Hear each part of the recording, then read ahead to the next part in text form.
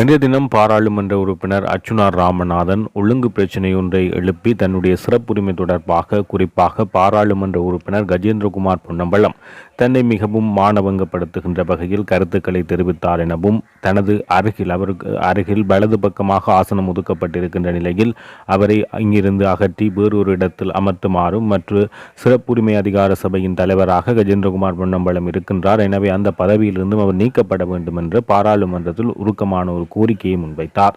ஏன் இவ்வாறு முன்வைத்தார் என்று பார்க்கின்ற போது யாழ்ப்பாண மாவட்ட அபிவிருத்தி குழு கூட்டம் இடம்பெற்ற போது அந்த கூட்டத்தில் கலந்து கொண்டு உரையாற்றுகின்ற போது கஜேந்திரகுமார் பொன்னம்பலம் இந்த தெல்லிப்பளை ஆதார வைத்தியசாலை யாழ் போதனா வைத்தியசாலையுடன் இணைந்து செயற்படுகின்ற புற்றுநோய் அழகு தொடர்பாக கருத்துக்கள் பகிரப்பட்டு வந்த போது கஜேந்திரகுமார் பொன்னம்பலம் அது தொடர்பாக முக்கியமான சில விடயங்களை தெளிவுபடுத்த முற்பட்ட போது அதற்குள் இவர் தன்னுடைய கருத்தை தெரிவிக்கும் வகையில் அவருடைய கருத்தை தெரிவிப்பதை குழப்பும் வகையிலும் அவர் கருத்து தெரிவித்துக் கொண்டிருக்கும் போதே மற்றவர்களுக்கு அதனை செவிமடுக்க முடியாதபடி இடையூறை தொடர்ச்சியாக மேற்கொண்டதன் காரணமாக கோபமடைந்த கஜேந்திரகுமார் பொன்னம்பலம் அவர் தொடர்பாக சில வார்த்தை பிரயோகங்களை பயன்படுத்தினார். இந்த வார்த்தை பிரயோகங்களில் அர்ச்சுனா ராமநாதன் தான் பாதிக்கப்பட்டதாகவும் மிகவும் ஒருமையில் தன்னை திட்டியதாகவும் அத்துடன் புற்றுநோயால் பாதிக்கப்பட்ட தன்னுடைய தாய் தொடர்பில் மிகவும் தரக்குறைவான வார்த்தைகளை கஜேந்திரகுமார் பொன்னம்பலம் பேசியதாகவும் தனது தாயுடன் உறவு கொள்கின்ற வகையில் தான் உறவு கொண்டதாக என்று குறிப்பிடும் வகையில் சில சொற்பிரயோகங்கள் ஆங்கிலத்தில் பயன்படுத்தியதாக அவர் மீது ஒரு பகிரங்கமான குற்றச்சாட்டை இன்றைய தினம் பாராளுமன்றத்தில் முன்வைத்தார்.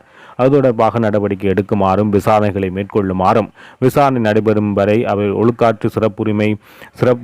பாராளுமன்ற சிறப்புரிமை ஒழுக்காற்று சபையினுடைய உறுப்பினர் பதவியிலிருந்து இடைநீக்கம் செய்யப்பட வேண்டும் என்ற கோரிக்கையும் அவர் அங்கு முன்வைத்தார்.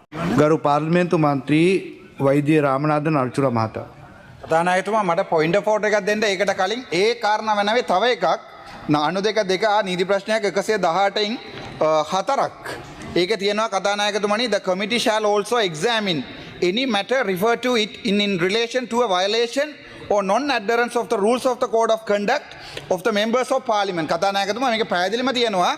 මේ කවදාහරි එක මෙම්බර් කෙනෙක් මේ rule of code of conduct එකේ තියෙන කාරණාව එයා මේ ප්‍රස්වාස් කරනවා නම් ඒකටත් අපිට කම්ප්ලේන්ට් ගන්න පුළුවන්.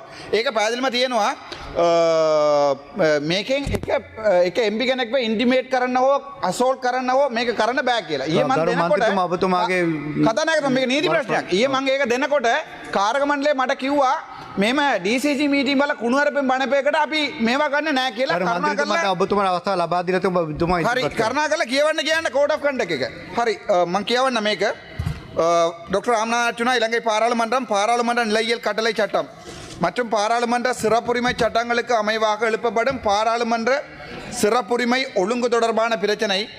அன்பிற்கும் மதிப்புக்கும் உரிய சபாநாயகர் அவர்களே, இலங்கை திருநாட்டிலே உயரிய சபையாக கருதப்படுகின்ற இந்த சபையின் பாராளுமன்ற உறுப்பினர் ஒருவர் தன் சக உறுப்பினர் ஒருவர் தொடர்பாக மிக மோசமாக மாவட்ட அபிவிருத்தி கூட்டங்களில் வார்த்தை பிரயோகங்கள் செய்தது தொடர்பான முறைப்பாடு. கடந்த டிசம்பர் மாதம் 26ஆம் தேதி ஜாழ் மாவட்ட ஒருங்கிணைப்பு குழு கூட்டம் கௌரவ அமைச்சரும் ஒருங்கிணைப்பு குழு தலைவருமாகிய ராமலிங்கம் சந்திரசேகர் தலைமையில் நடைபெற்றது.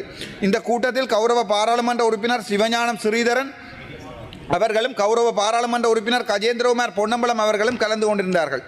இந்த கூட்டம் மிகவும் இனிதாகவும் சிவனாகவும் கௌரவ அமைச்சர் அவர்களால் நடத்தப்பட்டு கொண்டிருந்த வேளை மாகாணத்திற்குரிய வைத்தியசாலைகளை மத்திக்கு கொடுப்பது தொடர்பான விவாதம் ஒன்று கௌரவ அமைச்சரினால் முன்னிலைப்படுத்தப்பட்டது.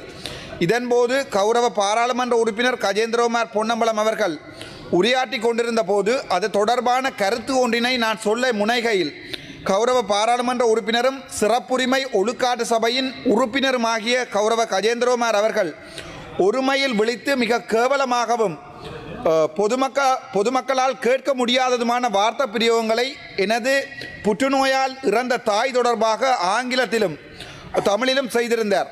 அதன் மிக மோசமான வார்த்தை பிரயோகமாக நீர் உமது புற்றுநோயால் இறந்த தாயுடன் உடலுறவு கொள்ளும் என்ற ஆங்கிலத்தில் நேரடியாக என்னை இழிவாக பேசியிருந்தது மற்றும் புற்றுநோயால் இறந்த எனது தாயினை வைத்தியசாலையில் மிக கேவலமாக நான் நடத்தினேன் என்ற மிக அடிமட்டத்தனமான குற்றச்சாட்டையும் நேரடியாக அந்த உயரிய சபையில் தெரிவித்தது மட்டுமல்லாமல் பாராளுமன்றத்தில் என்னுடைய பெயரை விழித்து தன்னுடைய கதிரைக்கு அருகில் அமர்த்தியிருக்கிறார்கள் என்றும் அது தொடர்பாக மிக கேவலமாக தமிழில் வார்த்தை பிரயோகங்களை செய்தது மட்டுமல்லாமல் புற்றுநோயால் இறந்த எனது தாய் பற்றியும் பிறந்த எனது தாயுடன் மன்னிக்க வேண்டும் இறந்த எனது தாயுடன் உடலுறவு கொள்ள சொல்லியும் மிக கேவலமாக அடிமட்டத்தனமாக உரையாற்றியிருந்தார்.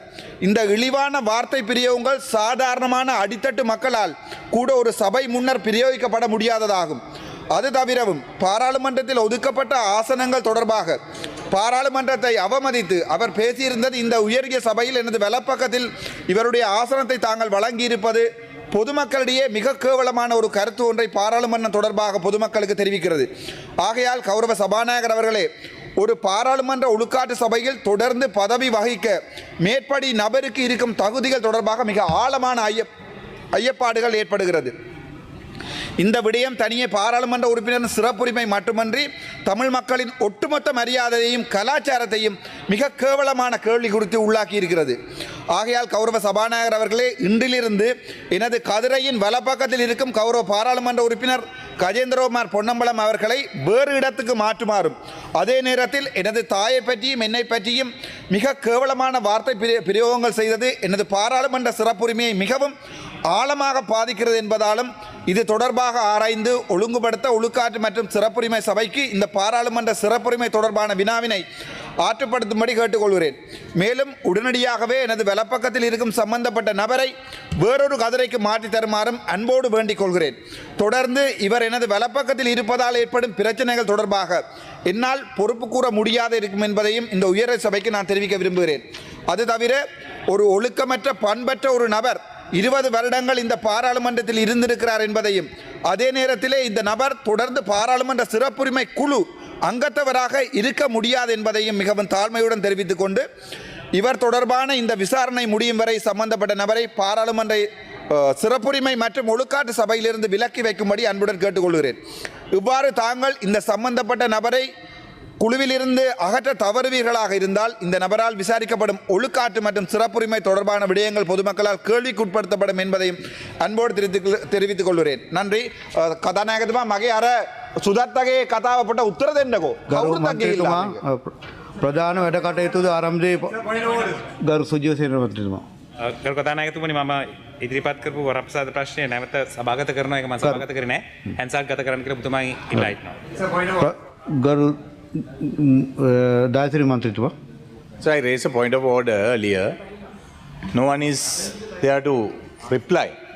අපේ මුදල් නියෝජ්‍ය මුදල් ඇමතුමක් තියෙනවා. මොකද හේතුව මේ මුදල් ප්‍රාග්ධන වියදම් වලට තිබිච්ච එක මාරු කරලා තිබෙන්නේ. ඒ කියන්නේ ගිය අවුරුද්දේ වැඩ කෙරුවේ නැහැ කියන කාරණේ මේකෙන් ඔප්පු කරන්න තියෙන්නේ. ඒක ඔබතුමාට මම ඉල්ලුවේ මේ කරුණාකරලා කියන්න කියලා මේක මොකද්ද කියලා. ගරු මුදල් අමාත්‍යතුමා, මුදල් ක්‍රම සම්බන්ධ නියෝජ්‍ය අමාත්‍යතුමා.